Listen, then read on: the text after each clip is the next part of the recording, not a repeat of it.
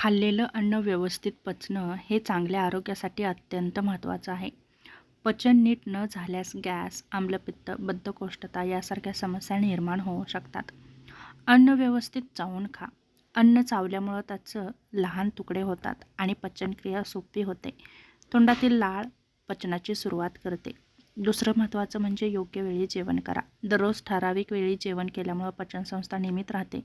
उशिरा किंवा अनियमित जेवण टाळा. जेवल्यानंतर हलकी हालचाल करा. जेवल्यानंतर लगेच झोपू नका. 10 ते 15 मिनिटं हलकं चाला. पचन सुधारतं. पुरेसं पाणी प्या. पाणी पचनासाठी आवश्यक आहे, पण जेवताना खूप पाणी पिणं टाळा. जेवणाआधी आणि नंतरही पाणी प्या. ताण कमी ठेवा. ताण पचनावर वाईट परिणाम करतो, म्हणून योग, ध्यान किंवा श्वसनाचे व्यायाम करा. दुसरं महत्त्वाचं म्हणजे फायबरयुक्त आहार घ्या. भाज्या, फळे आणि धान्ये घ्या. यामुळे पचन सुधारतं. फायबरमुळे बद्धकोष्ठता टाळली जाते. मसाले मर्यादित प्रमाणात वापरा. अति खारट, तिखट, तेलकट पदार्थ टाळा. हे पदार्थ पचनावर ताण आणतात.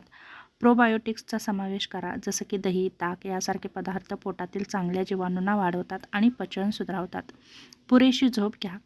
झोपेचा अभाव पचनक्रियेला बाधा आणतो. दररोज 7 ते 8 तास झोप घेणं खूप गरजेचं आहे. दुसरं महत्त्वाचं म्हणजे वाईट सवयी टाळा. धूम्रपान, मद्यपान, जास्त कॉफीन हे आपल्या पचनावरती वाईट परिणाम करतात.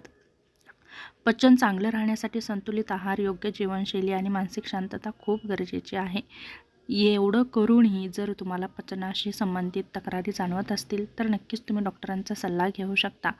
पण महत्त्वाचं म्हणजे तुम्ही तुमच्या जीवनशैलीमध्ये योग्य ते बदल केले तर नक्कीच तुमचं पचन व्यवस्थित होऊ शकतं.